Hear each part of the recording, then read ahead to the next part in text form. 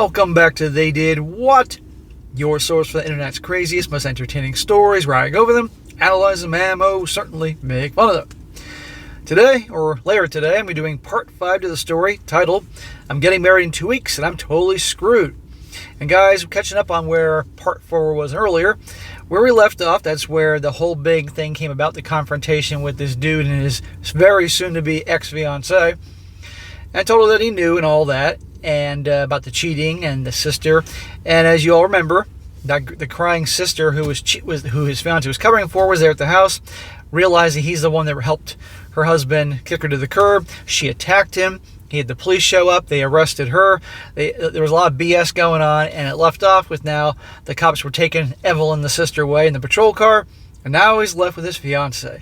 And we're just getting started on the fucking drama here. So, beyond that, if you want to know more, watch the other videos. I'm going to pick up where things left off. So, as it continues on, he says here, at this point, I'm thinking about if I want to stay here or not. The fact that my parents live a couple hours away, combined with the thought of how poor I'm going to be in the short term here, ruled out either their place or a hotel. So I just decided to sleep in the guest room. Sarah made some futile attempts to get me to engage with her in conversation or sleep in our bed. But I just told her that we would talk tomorrow and that I was tired and I didn't want to be disturbed.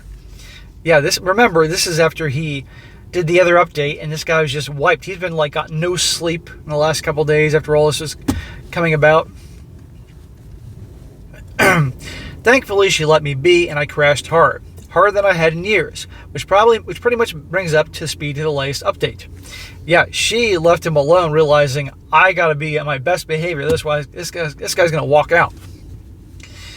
But dear friends of Reddit, let me tell you this: the next day was by far the weirdest effing day of my life. Oh, we can't wait. To start with, I woke up at 11 o'clock in the morning. Sarah was still home. She cleaned the house from top to bottom. Wow, that's some pussy control. I mean, the floors sparkled, the toilet shined. I could lick the linoleum in the bathroom and I'd probably be minty fresh. She had obviously been busy, but when she saw me, she sort of hovered over out of the immediate range, not quite engaging, but looking like she wanted to say something. I get it. Last night was traumatic for everyone, and she was probably uncertain. Like me, did I just cancel the wedding in the heat of the moment? Was I serious about this? What did I tell you about women and uncertainty?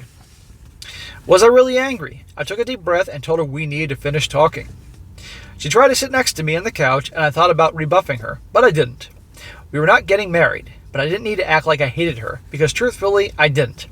I was disappointed in her, decently disgusted by some of the things I had read in her text exchanges between her sister, but we were both hurting here, and I didn't want to make it any worse, or escalate things to the point where life could get any more complicated than it already was. Or make things worse and the police show up again, and this time the younger cop is with an even younger cop, and they arrest your ass for any excuse they can come up with.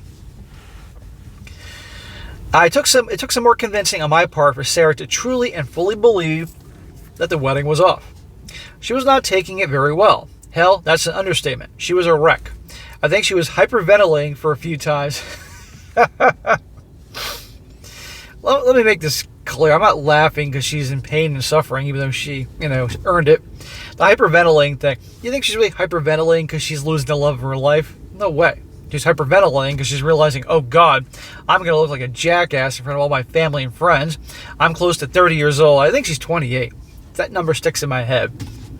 And I got to start over and find another guy, another sucker to rope in because I'm turning 30 soon. And I got to have a ring on my finger. All society will see me as a big loser. That's why she's hyperventilating. That's what I think. I was holding it together better, but obviously it's not my idea. Not only was this my idea, I had also had a longer time to come to terms with it. Finally, she asked me some questions. What about us? I know I'm going to get a lot of hate from people for this, especially the kind of Redditors that think every infraction in a relationship is ground for nuking it from orbit. And indeed, one could even say that my calling off the wedding was like dropping a Moab in our 6-year partnership. But truthfully, I didn't have an answer for Sarah in the moment. I just didn't know, and I told her so. Smack! Dude, I get this is all nuts and sudden and you're hurting and you've invested all these years with her. You can't be with someone like that because I guarantee you, if she isn't cheating on you now or hasn't done in the past, one day she will. Because who's she hang out with? Her sister. Her sister's a cheater. And you remember the lessons, you pay attention to who your girl hangs out with. They're going to rub off on them. And since she's already an active participant in helping somebody cheat, her sister will return the favor one day. Guarantee. Amongst many other things. And I might add, you can't be serious with her given the altercation with you and her sister. And her family's obviously going to hate your guts here, so it's just not going to work. You can find another woman, dude, if you are still a relationship guy at the end of this. I said I read all those text messages, and it showed me a side of her that I didn't know existed, and that I wasn't certain about her or our relationship anymore. I said I couldn't understand why she would go along with Evelyn putting down Marty and joining in and even egging her on and cheating, not only on him, but their daughter too. Yes, nobody ever mentions the kids. She just kept saying, I know, it was wrong, I know. I asked her for an explanation, but she couldn't provide me one. Right, she's like a 6-year-old. When little kids do something stupid and the parents are like, why'd you do that? And the little kid's like, I don't know. I used to do the same dumbass thing. I knew why I did something, but I didn't want to tell them why. She just said that she got carried away and she had to choose her sister. What a load of crap. No accountability. I told her I thought a good sister was someone who you kept on the straight and narrow and didn't give you a free pass to be a douchebag. She agreed with me and said that she would do better, but that Evelyn has always been the boss when they were kids and she was always the follower. Oh, put it on Evelyn, huh? It's not my fault. Yeah, this goes back to us being little kids together and Evelyn was bossy. I get this. I have an older sibling too, and while I'm a bit more independent, I also spent the last 18 years of my life with him living on the other side of the planet, except for the odd occasional visit around Thanksgiving or Christmas. But still, maybe I had a leg up on Sarah because my older sibling was a decent guy, while Evelyn was a piece of trash. Now here's where I get the second major effing shock of my life in like 48 hours. Sarah says to me, it's not fair. And I say, what's not fair? You were sexting that bimbo wife Mandy girl on Instagram last year, and I got over it. I was hurt, but I got over it. Why can't you get over this? Why? This is when Gary Coleman would be like, what'd you talking about, Willis? What Mandy girl are you fucking talking about? Well, listen to this, guys. He says, huh? What? What the hell is she talking about? Who is this bimbo wife Mandy? Like I have no effing clue. I asked her if she was high or having a psychotic breakdown. Like, okay, that was mean of me to say, but I have absolutely no idea, not been doing cyber SEX or sexting or whatever with anyone, especially not some Instagram girl. I'm protesting pretty loudly at this point, and Sarah's yelling at me through her tears, telling me that she saw the messages last year and that she decided to not confront me because I had stopped it. Evidently, she'd been checking my socials from my home computer when I was at work. So she's checking your socials. You're giving her no reason to check your socials, but she's looking, obviously, seeing you're cheating or doing something. What does that say? She's looking at it while I'm at work, which should have been really boring because I have only family and a couple of work friends on there. I try to make this case to her, offering to let her log into all my accounts and check for herself. But she's just calling me a liar and pervert and all sorts of shit. She starts throwing stuff at me, and so things are getting out of hand, and I tell her that she throws one more thing, I'll have her taken out of this house just like her sister. Good for you. And obviously she didn't mess with you there. She knows you're going to call the cops. She swears at me and stomps off to the master bedroom and slams the door. Now at this point, I'm so damn confused. I barely know what to think. I head to my office, fire up my desktop, and type bimbo wife Mandy into Google. And sure enough, there's an Instagram, a Twitter, a Reddit, and even, of course, an OnlyFans. I click on one of the Instagram links, and up comes from a post of an extremely busty woman. Like clearly pushing the limits of science and technology. And guess where she's from? Australia. Remember this dude's brother's living in Australia? Ding, ding, ding. Well, everyone, remember all the nice stuff I was saying about my brother. Guess who was staying with us last Christmas all the way from Australia? Guess who I told? Sure, go ahead and use my office computer to play games if you have jet lag. As far as I can tell, my brother, after his wife and kids went to sleep, logged into either Instagram or OnlyFans or something, and was probably paying money to sex with this girl. What a great effing guy. So his dude's fiancée saw this, assumed he was doing it, kept it quiet. That was probably made her day, because she's like, okay, now I can get away scot-free with what I'm doing here. Now, I would love to call my brother and not only confirm my suspicions, but also give him a good goddamn earful, but it's like 2 o'clock in the morning in Australia, so that's going to have to wait. But I'm crawling the walls here trying to sort out how I feel about everything. I feel totally let down by everyone. I think to myself, damn, what is this world coming to? We call it Sodom and Gomorrah 2.0 over here, brother. That's what the world's coming to. For a brief moment, I try to connect all the dots between whatever the hell Sarah saw my brother do and what she did with Evelyn, but try as I might, it doesn't really come together.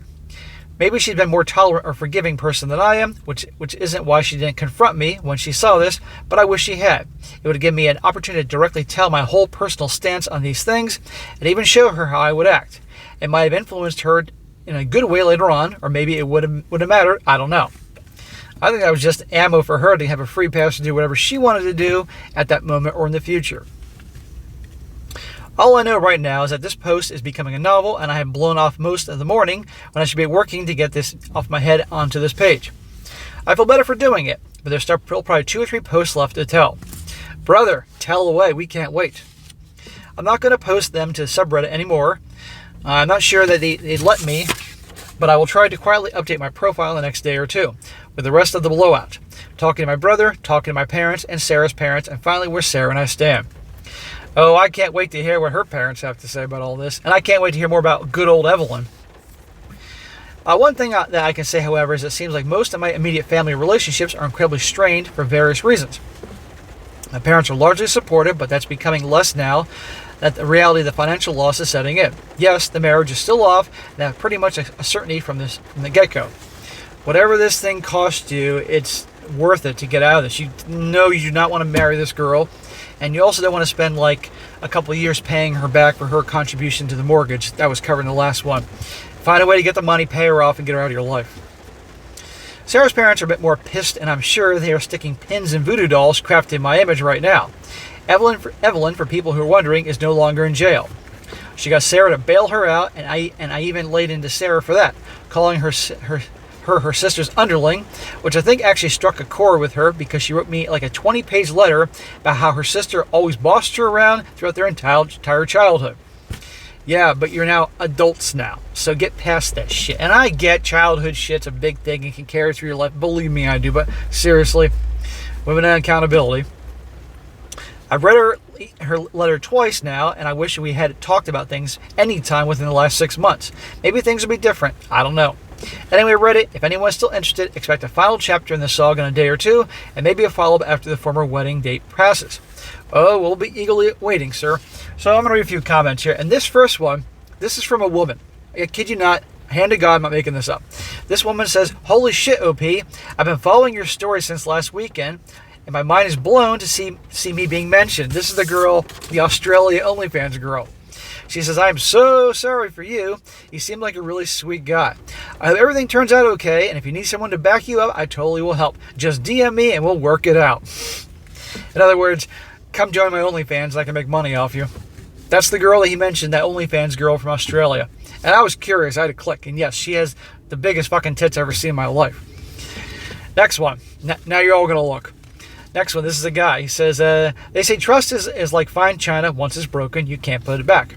What really sucks is that once someone breaks your trust, he or she might move out of the picture, but the effects linger. Your task moving forward is not to paint your future prospects with the Sarah syndrome. Can you really trust again? At some point, you have to. It's a fine line between learning from the past and setting an unattainable bar for future mates. The other guy says here, he says, grabs popcorn. Damn, dude, I wish she had confronted you about your brother's search history. She might have saved herself a ton of angst. I love that you called the cops and pressed charges against her sister. Good luck. Yeah, wait till that whole thing plays out. And one more, this guy says here, I just spent an hour reading all your posts and updates, and holy shit, I'm sorry you were hoisted into this. Evelyn sounds horrible. We'd love for you to update when you can, but no pressure. Take some time for you. He says, ETA, dang, why is everybody cheating these days? Like even you, brother. And that was the end of the story.